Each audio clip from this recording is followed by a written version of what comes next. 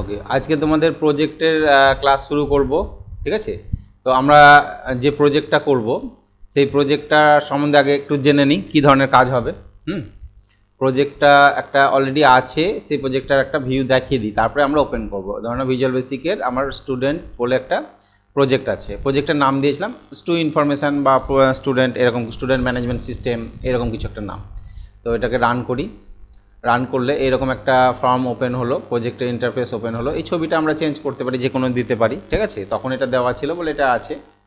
Student বলে menu আছে, ফিস menu আছে, কিন্তু এটা রান করার আগে আরও কিছু ছিল আমাদের, ঠিক আছে। এটা ডাইরেক্টলি আমাদের রান করছি, কারণ এর আগের দিন আমরা দেখছিলাম বলে ডাইরেক্টলি এটাকে রান করেছি, কিন্তু ডাইরেক্টলি এটা রান হবে না। এখান থেকে আমরা এটাকে এক্সিট বা ক্লোজ করি, দেখায় আমাদের যে প্রজেক্ট প্রপার্টিতে যাই, ফার্স্ট রান হবে আমাদের লগ ইন ফর্ম আছে, স্প্ল্যাশ ফর্ম আছে, স্প্ল্যাশ ফর্মটা রান হবে, ঠিক আছে। স্প্ল্যাশ ফর্মটা যখন রান হবে এইরকম স্টুডেন্ট ম্যানেজমেন্ট সিস্টেম, এখানে ছবি থাকবে, কত পার্সেন্ট লোডিং হচ্ছে, এখানে কোম্পানির নেম যে তৈরি করেছে তার ডিটেলস থাকবে। লোডিং কমপ্লিট হয়ে গেলে এইখানে আইডি এবং পাসওয়ার্ড আসবে, ঠিক আছে। কী পাসওয়ার্ড ছিল? RYCTC 25-26 কিছু একটা ছিল, 17 দেখি, এবং আইডি হচ্ছে এটা, ইনভ্যালিড পাসওয়ার্ড। দেখে নিই পাসওয়ার্ড কী দিয়েছিলাম, ঠিক আছে। পাসওয়ার্ড দিয়েছিলাম DITA 2021, ঠিক আছে। এটা ছিল পাসওয়ার্ড DITA 2021। ওকে, স্টপ করি। তাহলে আরেকবার রোলিং করে দেখে নিই প্রজেক্টটা।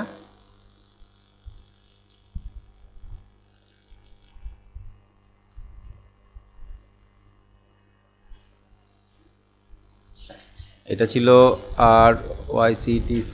এর ফন্টগুলো একটু বড় করে নিলে ভালো হয় টেক্সট বক্সের, ঠিক আছে।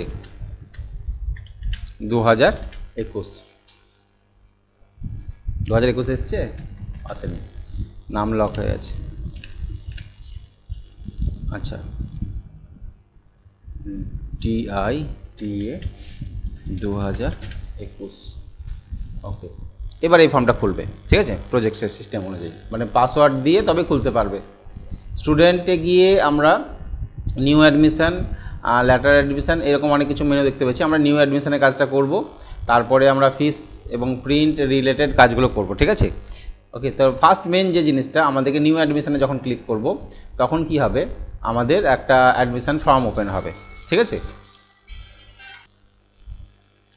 এটা ওপেন হবে, ঠিক আছে। এরকম অ্যাডমিশান ফর্ম একটা ওপেন হবে। অ্যাডমিশান ফর্মে এখানে একটা স্টুডেন্টের ডেটা দেখাচ্ছে, ঠিক আছে। অলরেডি আমার একটা স্টুডেন্ট যে অ্যাডমিশান হয়েছে তার ডেটা দেখাচ্ছে, এখানে নাম, কোনো একটা নাম, ডেট অফ বার্থ, এগুলো সব উল্টোপাল্টা আছে, ধরে নাও ঠিকঠাক নেই, হ্যাঁ, এইটি আছে। তো এইখানে এবার যেটা আমি করব সেটা হচ্ছে অ্যাড নিউ করব।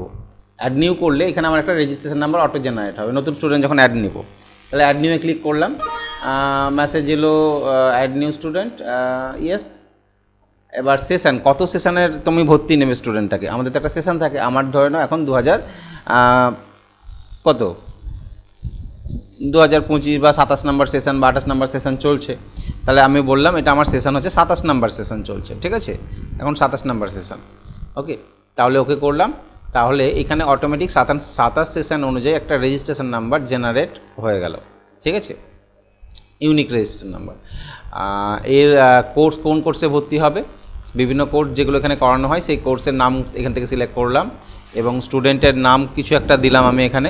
সাপোজ আমি স্টুডেন্টের নাম দিলাম DIBAKR দিব, এইটা, ঠিক আছে। Father's name, okay, mother's name, date of birth, okay, gender male, caste SC, village RRP, post RRP দিয়ে দিলাম, ঠিক আছে। তারপরে PS LGL, district MSD, pin একটা দিলাম, কন্ট্যাক্ট নাম্বার 1 2 3 4 5 6 7 8 9 10, সে মাধ্যমিক কত সালে পাস করেছে, ঠিক আছে, মাধ্যমিক কত সালে পাস করেছে, কোন বোর্ড থেকে, West Bengal board of secondary education হতে পারে, মাদ্রাসা বোর্ড হতে পারে, কত পার্সেন্ট মাধ্যমিকের নাম্বার আছে, ঠিক আছে, এইচএস কত সালে পাস করেছে এবং 2022 সালে পাস করেছে এইচএস, কোন board, West Bengal council of higher secondary education, কত পার্সেন্ট নাম্বার আছে এইচএসে, এটা দিলাম। এবার কি করতে হবে, সেই স্টুডেন্টের আমাকে একটা ছবি সিলেক্ট করতে হবে। সিলেক্ট পিকচারে যাব, সিলেক্ট পিকচারে গিয়ে কম্পিউটার থেকে কোনো একটা ছবি স্টুডেন্ট পিকচার হিসাবে আমি সিলেক্ট করব। সেটা কিছু একটা ছবি আমি দেখি কোথায়, কোনো একটা ছবি নিয়ে নিই, এখান থেকে কোনো একটা ছবি আমি ধরে নাও সিলেক্ট করে নিলাম। ওকে, এই ছবিটাই সিলেক্ট করলাম, এই ছবিটা ওপেন করলাম, স্টুডেন্ট পিকচার, ওর সেটা স্ক্যান করে রাখতে হবে, ঠিক আছে। সিলেক্ট সিগনেচার, সিগনেচারটাও একটা স্ক্যান করে রাখবে, তাহলে সেগুলো তো জেপিজি বা জেপিজি ফরম্যাটেই থাকবে স্ক্যান পিকচারগুলো, ঠিক আছে। তাহলে সিগনেচার হিসাবে আমি একটা এটাকে সিলেক্ট করলাম। ওকে, এবার এটাকে ওপেন করলাম, তাহলে এটা এই যে সিগনেচার ওখানে আপলোড হলো। এবার হচ্ছে ও কোন ব্যাচে করবে, সোম বুধ শুক্র না মঙ্গল বৃহস্পতি শনি, কোন ব্যাচে ভর্তি হবে, এই সিস্টেমে আমার এখানে ক্লাস হয়, ঠিক আছে। তো এইটা আমার সিস্টেম অনুযায়ী হয়, যার যেমন সিস্টেম সেটা চেঞ্জ করে নিতে পারবে। তাহলে আমি বললাম এটা সোম বুধ শুক্র এবং আমার ক্লাস টাইম হচ্ছে সকাল 8টা থেকে 10টা, 10টা থেকে 12টা, 12টা থেকে 2টো, 4টে থেকে 6টা, 6টা থেকে 8টা, কোন টাইমে ভর্তি হবে না তো 8টা থেকে 10টা সকাল। এবার স্টুডেন্টটাকে কী করতে হবে, আমাকে সেভ করে নিতে হবে, অবশ্যই স্টুডেন্টটাকে সেভ করে নিতে হবে। তাহলে সেভ করলে ডেটাটা সেভ হয়ে গেল, ঠিক আছে। এবার আমি যদি মনে করি যে এই স্টুডেন্টটাকে প্রিন্ট আউট দিব, কারণ যখন সে ভর্তি হবে, ভর্তি হওয়ার পর তো একটা অ্যাডমিশন ফর্ম প্রিন্ট আউট বেরোবে, তাই না। তাহলে প্রিন্ট আউট দেওয়ার জন্য আমাকে প্রিন্ট অপশানে যেতে হবে। প্রিন্ট অপশানে গিয়ে ক্লিক করলে আমার কী হবে, যে তুমি কি প্রিন্ট করতে চাও, বললাম ইয়েস। তাহলে ওই স্টুডেন্টের ডেটাটা যাকে আমি অ্যাডমিশন নিলাম, সেই স্টুডেন্টের ডেটাটা এখান থেকে আমি এই ফর্ম রিপোর্ট ডিজাইন করা আছে, Rajarampur youth computer training centre, ঠিকানা, অ্যাডমিশন ফর্ম লেখা আছে, ঠিক আছে, এবং তার নাম, রেজিস্ট্রেশন নাম্বার, ডিএড ডিটেলস যা যা আমি ইনপুট করলাম সমস্ত কিছু ডেটা সহ এটা প্রিন্ট আউট বেরোবে, ঠিক আছে। নিচে দেখো ওর একটা কাউন্টার পার্টও এখানে বেরোবে, যেটা কেটে আমি ওকে অ্যাকনোলেজ করে দিতে পারবো, ঠিক আছে। এইটা ওকে, এখানে গার্জেন সিগনেচার বা স্টুডেন্ট সিগনেচার এবং সেন্টারে যে থাকবে বা স্কুলের যিনি থাকবেন তিনি এখানে সিল করে দেবেন। এটা প্রিন্ট আউট দিলে প্রিন্ট আউট বেরিয়ে যাবে, ঠিক আছে। তখন আমরা প্রিন্ট অপশানে গিয়ে এটাকে প্রিন্ট আউট করতে পারি বা পিডিএফ জেনারেটও করতে পারি। এটা গেল, তাহলে এই প্রিন্ট আউটটা বেরিয়ে গেল। স্টুডেন্ট অ্যাডমিশন আমরা এইভাবে নিতে পারবো, ঠিক আছে, যে কোনো স্টুডেন্ট। আচ্ছা, তাছাড়াও এগুলো নিয়ে কী করতে পারি আমরা, ডিলিট করতে পারি, মডিফাই করতে পারি। নেক্সট স্টুডেন্ট, প্রিভিয়াস স্টুডেন্টসে যদি আসো তাহলে এরকম আসবে। এই স্টুডেন্টটাকে প্রিন্ট আউট করতে চাইলে প্রিন্টে যাও, তাহলে দেখবে যে এই স্টুডেন্টের ডেটাটা এখানে আমরা প্রিন্ট আউট করতে পারবো ডাইরেক্টলি, ঠিক আছে। ইন্ডিভিজুয়াল স্টুডেন্টে গিয়েও তার ফর্ম, অ্যাডমিশন ফর্মটাকে আমরা প্রিন্ট আউট করতে পারবো। তাহলে এইটা আমাদের প্রজেক্টের একটা কাজ থাকবে, ঠিক আছে। এইটা নেক্সট আর কি হবে, লাস্ট ফার্স্ট ফাইন্ড, ইন্ডিভিজুয়াল কোনো স্টুডেন্টকে যদি ফাইন্ড আউট করতে চাই তাহলে ফাইন্ড করতে পারবো আমরা, এখান থেকে সার্চিং করতে পারবো। তাহলে এই ফর্মটা দিয়ে আমরা স্টুডেন্টটাকে ভর্তি নেওয়া, তার প্রিন্ট আউট করা, এগুলো আমরা করতে পারবো। ওকে, এটা হয়ে গেল। আচ্ছা, এখান থেকে এবার তাহলে আমি এটাকে বন্ধ করি, বন্ধ করে দিলাম অ্যাডমিশন ফর্ম, এইটা একটা করব। নেক্সট যেটা করব, ফিজ, ঠিক আছে, যেটা দরকার পড়ে সব থেকে বেশি আমাদের, ঠিক আছে। স্টুডেন্টের ফিজ নিতে গেলে তো আবার রেজিস্ট্রেশন নাম্বার মনে রাখতে হবে, ঠিক আছে।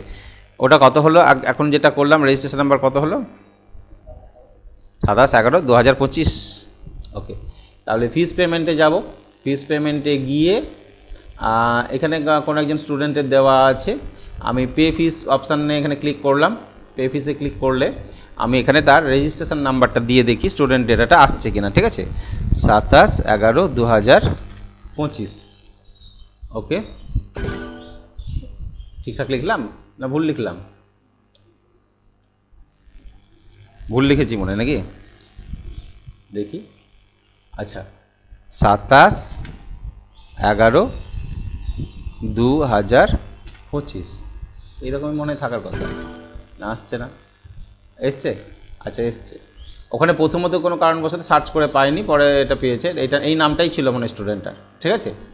আচ্ছা, ইনস্টলমেন্ট অ্যামাউন্ট, সে তার ফার্স্ট ইনস্টলমেন্ট দিচ্ছে, কি দিচ্ছে না তো রেজিস্ট্রেশন ফিস দিচ্ছে। এই যে আমরা ম্যানুয়াল যে রিসিপ্টটা কাটবো, সেই রিসিপ্টের একটা নাম্বার আছে, সেই রিসিপ্টের নাম্বারটা আমরা এখানে বসাতে পারি, ঠিক আছে। কোনো রিমার্কসে কিছু লিখলে লিখতে পারি। এবার রিমার্কসে আমরা কিছু লিখতে পারি, তো ইনস্টলমেন্ট অ্যামাউন্টটা লিখতে হবে, ইনস্টলমেন্ট নাম্বারটা নয়, অ্যামাউন্টটা কত টাকা ভর্তি দিচ্ছে, সে ধরনের 1000 টাকা ভর্তি। ওকে, ইনস্টলমেন্ট ওটা হচ্ছে 1000 টাকা অ্যামাউন্ট এটা, আর ইনস্টলমেন্ট নাম্বার যেটা থাকে ইনস্টলমেন্ট ডেট আর রিসিপ্ট নাম্বার রেজিস্ট্রেশন নাম্বার এটা।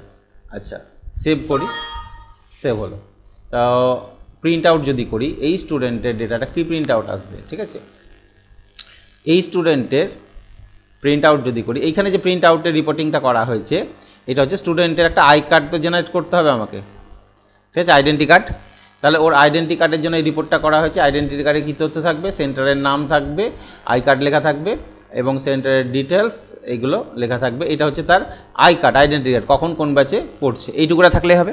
এবং আই কার্ডের ঠিক উল্টো দিকে আমরা যেটা করেছি সেটা হচ্ছে স্টুডেন্টের ইয়েটা মানে ফিস কার্ড, ঠিক আছে, স্টুডেন্ট ফিস কার্ড। স্টুডেন্ট ফিস কার্ডটা কী হবে, এটাকে যদি আমরা ভাঁজ করি, A4 পেপারটাকে যদি ভাঁজ করি, এক পিঠে থাকবে তোমার এটা, অন্য পিঠে থাকবে এইটা। এখান থেকে কী হবে, আমরা স্টুডেন্টের ম্যানুয়াল এটাও ফিস কার্ডটা দেখেও বুঝতে পারবো সে কত নম্বর কিস্তি দিয়েছে। আর যদি ডাইরেক্টলি মনে করো যে না ফিসটাকে আমি প্রিন্ট আউট দেবো এখানে, মানে ওই যে অ্যাডমিশন ফিসটা দিল সেটারই প্রিন্ট আউট, মানি রিসিপ্ট যেটা দেয় অনেক সেন্টারে ডাইরেক্ট প্রিন্ট আউট করে, সেটাও তুমি করতে পারবে। সেটাও আমরা দেখে নেবো প্রজেক্টের মাধ্যমে যে আমরা এটা কীভাবে করব, ঠিক আছে। ওকে, তাহলে এইখান থেকে ফিস কালেকশান করব। আর রিপোর্টে গিয়ে কিছু আছে, আমরা রিপোর্ট থেকে আমরা ডেলি রিপোর্ট বলতে আজকে কতজন ভর্তি হলো, কত টাকা ফিস দিল, সেগুলো করতে পারবো। আর প্রিন্ট আউট থেকে আমরা আবার যদি এখান থেকে তো প্রিন্ট আউট নিতেই পাচ্ছি, প্রিন্টের অপশান থেকে ডাইরেক্টলি কোনো স্টুডেন্টের আই কার্ড প্রিন্ট আউট করা বা তার অ্যাডমিশন ফর্ম প্রিন্ট আউট করা বা অ্যাডমিট কার্ড প্রিন্ট আউট করা বা মানি রিসিপ্ট প্রিন্ট করা, ঠিক আছে। এই কাজগুলো যদি করতে চাই তাহলে এগুলো আমরা করতে পারবো। কীভাবে করব এবার আমরা প্রজেক্টটা করব, প্রজেক্টের মাধ্যম দিয়ে এগুলো পরপর দেখব, ঠিক আছে। তাহলে এই প্রজেক্টটা করতে গেলে যেগুলো করতে হবে সেগুলো এবার শুরু করবো আমরা। ওকে, এখানে যতটা দরকার মিনিমাম টুকুটা আমরা করব, ঠিক আছে। ম্যাক্সিমাম আপডেট করতে হবে, ম্যাক্সিমাম করতে গেলে কী করতে হবে, আপডেট করতে হবে। সফটওয়্যার তো একটা ভার্সনে গিয়ে থেমে থাকবে না, আপডেট হতে হবে, ঠিক আছে। এইটাই, তাহলে শুরু করা যাক, ঠিক আছে।